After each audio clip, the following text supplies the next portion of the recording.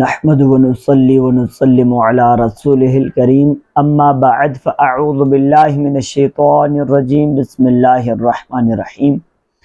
ناظرین کرام، آج سورہ البقرہ آیت نمبر 195 سے تفسیر قرآن کا سلسلہ شروع ہوگا، اور آج خرچ کرنے کے حوالے سے بیان ہوگا کہ اللہ کی راہ میں خرچ کرنے کے کیا فائدے ہیں، اور اللہ کی راہ میں خرچ کرنا چھوڑ دینا اس کے کیا کیا نقصانات ہیں اس حوالے سے، اور اگلی آیات میں حج کے حوالے سے اور حج کے جو فرائض وغیرہ ہیں اور حج کے اعمال جو ہیں اس حوالے سے چند چیزیں بیان ہوں گی۔ قرآن مجید سورہ البقرہ آیت نمبر 195، وَأَنفِقُوا فِي سَبِيلِ اللَّهِ وَلَا تُلْقُوا بِأَيْدِيكُمْ إِلَى التَّهْلُكَةِ وَأَحْسِنُوا ان اللہ یحب المحسنین، اور اللہ کی راہ میں خرچ کرو اور اپنے ہاتھوں خود کو ہلاکت میں نہ ڈالو، اور نیکی کرو، بے شک اللہ نیکی کرنے والوں سے محبت فرماتا ہے۔ اللہ کی راہ میں خرچ کرنے کا اصل حکم تو مال کے حوالے سے ہے، لیکن علامہ ساوی رحمۃ اللہ تعالی علیہ نے اس کے معنی کی مزید وسعت کو بیان کیا ہے۔ مزید فرماتے ہیں کہ آیت کا مطلب یہ ہے کہ اللہ پاک کی فرما برداری اور اس کی رضا کے کاموں میں اپنے جان و مال کو صرف کرو، خواہ جہاد ہو یا رشتہ داروں سے حسن سلوک یا اللہ پاک کے کمزور اور غریب بندوں کی مدد کی صورت میں ہو۔ وَلَا تُلْقُوا بِأَيْدِيكُمْ إِلَى التَّهْلُكَةِ، اور اپنے ہاتھوں خود کو ہلاکت میں نہ ڈالو۔ خود کو ہلاکت میں ڈالنے کی بہت سی صورتیں ہیں۔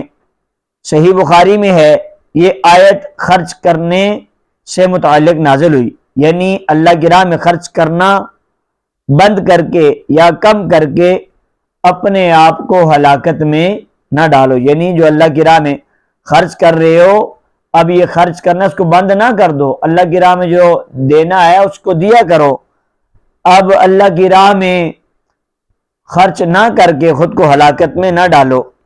حضرت ابو ایوب انصاری رضی اللہ عنہ فرماتے ہیں، یہ آیت ہم انصار صحابہ کرام رضی اللہ تعالی عنہم کے بارے میں نازل ہوئی جب اللہ پاک نے اسلام کو غلبہ عطا فرمایا اور اس کے مددگار کثیر ہو گئے، تو ہم میں سے بعض نے بعض سے سرگوشی کرتے ہوئے کہا، جہاد کی مصروفیت میں ہمارے مال ضائع ہو گئے، لہٰذا اب اللہ پاک نے اسلام کو غلبہ عطا فرمایا ہے کہ تو کیا ہی اچھا ہو کہ ہم اپنے اموال میں ٹھہریں اور جو ضائع ہوا اس کی درستی کر لیں۔ اس پر اللہ پاک نے یہ آیت نازل فرمائی، اور جو ہم نے کہا اس کا رد فرمایا کہ ہلاکت تو جہاد چھوڑ کر اپنے اموال کی درستگی میں لگ جانا ہے۔ انصار جتنا اللہ پاک توفیق دیتا صدقہ و خیرات کرتے رہتے۔ ایک سال انہیں تنگ دستی کا سامنا ہوا تو انہوں نے یہ عمل روک دیا، اس پر یہ آیت کریمہ نازل ہوئی۔ حضرت نعمان بن بشیر رضی اللہ عنہ کہتے ہیں کہ کوئی شخص گناہ کرتا اور کہتا میری بخشش نہ ہوگی، اس پر یہ آیت کریمہ نازل ہوئی۔ خلاصہ کلام یہ ہے کہ اللہ کی راہ میں خرچ کرنے کو چھوڑ دینا بھی ہلاکت کا سبب ہے، فضول خرچی بھی ہلاکت ہے، جہاد ترک کرنا بھی ہلاکت ہے، یوں ہی اس طرح کی ہر وہ چیز جو ہلاکت کا باعث ہو ان سب سے باز رہنے کا حکم ہے، حتیٰ کہ بے ہتھیار میدان نے جنگ میں جانا یا زہر کھانا یا کسی طرح خودکشی کرنا سب حرام ہے، چونکہ خودکشی خود کو ہلاک کرنے کی نہایت ہی نمایاں صورت ہے، لہٰذا یہاں اس کی وعید بیان کی جاتی ہے۔ چنانچہ خودکشی کے بارے میں میرے نبی کریم صلی اللہ علیہ وسلم نے ارشاد فرمایا، جس نے پہاڑ سے گر کر خودکشی کی وہ مسلسل جہنم میں گرتا رہے گا، اور جس نے زہر کھا کر خودکشی کی قیامت کے دن وہ زہر اس کے ہاتھ میں ہوگا اور وہ جہنم کی آگ میں اس زہر کو ہمیشہ کھاتا رہے گا۔ اور جس نے چھری کے ذریعے خود کو قتل کیا قیامت کے دن وہ چھری اس کے ہاتھ میں ہوگی اور دوزخ کی آگ میں ہمیشہ وہ چھری اپنے پیٹ میں مارتا رہے گا۔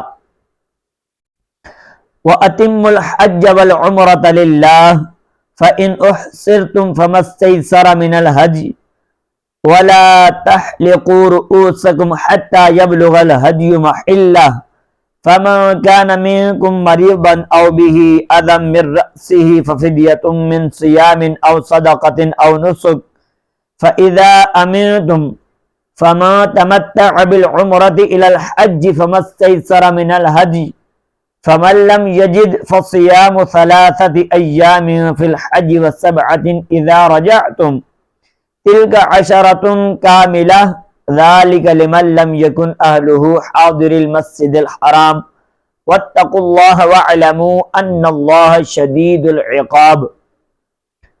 اور حج اور عمرہ اللہ پاک کے لیے پورا کرو، پھر اگر تمہیں مکہ سے روک دیا جائے تو حرم میں قربانی کا جانور بھیجو جو میسر آئے، اور اپنے سر نہ مڑاؤ جب تک قربانی اپنے ٹھکانے پر نہ پہنچ جائے۔ پھر جو تم میں بیمار ہو یا اس کے سر میں کچھ تکلیف ہے تو روزے یا خیرات یا قربانی کا فدیہ دے۔ پھر جب تم اطمینان سے ہو تو جو حج سے عمرہ ملانے کا فائدہ اٹھائے اس پر قربانی لازم ہے جیسی میسر ہو۔ پھر جو قربانی کی قدرت نہ پائے تو 3 روزے حج کے دنوں میں رکھے اور 7 روزے اس وقت رکھو جب تم اپنے گھر لوٹ کر جاؤ، یہ مکمل 10 ہیں۔ یہ حکم اس کے لیے ہے جو مکہ کا رہنے والا نہ ہو، اور اللہ سے ڈرتے رہو اور جان رکھو کہ اللہ پاک شدید عذاب دینے والا ہے۔ وَأَتِمُّ الْحَجَّ وَالْعُمْرَةَ لِلَّهِ اور حج اور عمرہ اللہ کے لیے پورا کرو۔ آیت میں مراد یہ کہ حج و عمرہ دونوں کو ان کے فرائض و شرائط کے ساتھ خاص اللہ پاک کے لیے بغیر سستی اور کوتاہی کے مکمل کرو۔ حج کی تعریف اور حج و عمرہ کے چند احکام۔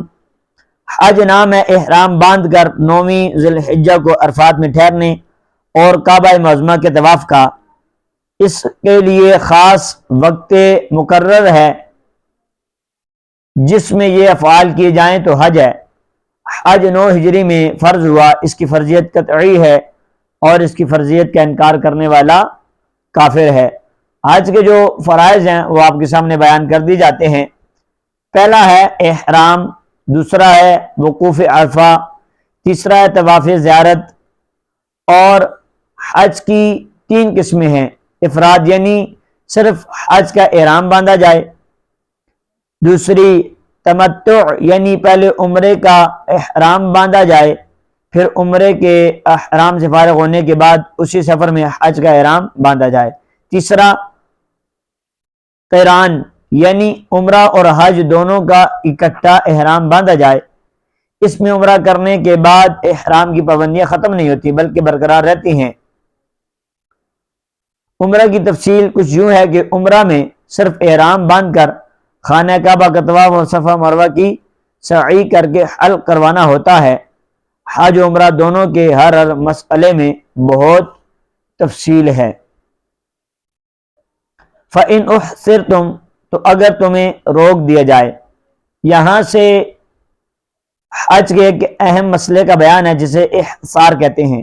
آیت کا خلاصہ کلام یہ ہے کہ اگر حج یا عمرہ کا احرام باندھ لینے کے بعد حج یا عمرہ کی ادائیگی میں تمہیں کوئی رکاوٹ پیش آ جائے، جیسے دشمن کا خوف ہو یا مرض وغیرہ، تو ایسی حالت میں تم احرام سے باہر آ جاؤ، اور اس صورت میں حدود حرم میں قربانی کا جانور اونٹ یا گائے یا بکری کا ذبح کروانا تم پر واجب ہے، اور جب تک قربانی کا جانور ذبح نہ ہو جائے تب تک تم سر نہ منڈواؤ۔ فَمَن كَانَ مِنكُم مَّرِيضًا پھر جو تم میں بیمار ہو۔ احصار کے بعد ایک اور مسئلے کا بیان ہے، وہ یہ کہ حالت احرام میں بال منڈوانے کی اجازت نہیں ہوتی۔ یوں ہی لباس، خوشبو وغیرہ کے اعتبار سے کافی پابندیاں ہوتی ہیں۔ اگر ان کے خلاف کریں تو دم یا صدقہ لازم آتا ہے، لیکن بعض صورتیں ایسی ہیں کہ مجبوری کی وجہ سے احرام کی پابندیوں کی مخالفت کرنا پڑتی ہے بغیر عذر کے، اور عذر کی وجہ سے کیے گئے افعال میں شریعت نے کچھ فرق کیا ہے۔ آیت میں اس کی کچھ صورتوں کا بیان ہے۔ جان بوجھ کر احرام کی پابندیوں کی مخالفت کرے گا تو گناہگار بھی ہوگا اور فدیہ بھی دینا لازم آئے گا، اور مجبوری کی وجہ سے مخالفت کرے تو گناہگار نہ ہوگا لیکن فدیہ دینا پڑے گا۔ البتہ مجبوری والے کو فدیہ میں کچھ رخصتیں بھی دی گئی ہیں۔ چنانچہ مفتی امجد علی اعظمی رحمۃ اللہ تعالی فرماتے ہیں جہاں دم کا حکم ہے وہ جرم اگر بیماری یا سخت گرمی یا شدید سختی یا زخم یا پھوڑے یا جوؤں کی سخت ایذا کے باعث ہوگا تو اسے جرم غیر اختیاری کہتے ہیں۔ اس میں اختیار ہوگا کہ دم قربانی کے بدلے 6 مسکینوں کو ایک ایک صدقہ دے دے، یا دونوں وقت پیٹ بھر کر کھلائے، یا 3 روزے رکھ لے۔ اور اگر اس جرم میں صدقے کا حکم ہے تو بمجبوری کیا تو اختیار ہوگا کہ صدقے کے بدلے 1 روزہ رکھ لے۔ فَمَا تَمَتَّعَ بِالْعُمْرَةِ إِلَى الْحَجِّ، تو جو حج سے عمرہ ملانے کا فائدہ اٹھائے۔ جو شخص ایک ہی سفر میں شرائط کا لحاظ کرتے ہوئے حج عمرہ کی سعادت حاصل کرے اس پر شکرانے کے طور پر قربانی لازم ہے، اور یہ قربانی عید کے دن والی قربانی نہیں ہوتی بلکہ جداگانہ ہوتی ہے، اور اگر قربانی کی قدرت نہ ہو تو اسے حکم ہے کہ 10 روزے رکھے، ان میں سے 3 روزے حج کے دنوں میں یعنی 1 شوال سے 9 ذی الحجہ تک احرام باندھنے کے بعد کسی بھی 3 دن میں رکھ لے، اکٹھے رکھے یا جدا جدا، دونوں کا اختیار ہے، اور 7 روزے 13 ذی الحجہ کے بعد رکھے۔ مکہ مکرمہ بھی رکھ سکتے ہیں لیکن افضل یہ کہ گھر واپس لوٹ کر رکھے۔ حاضر المسجد الحرام، مکہ کے رہنے والے۔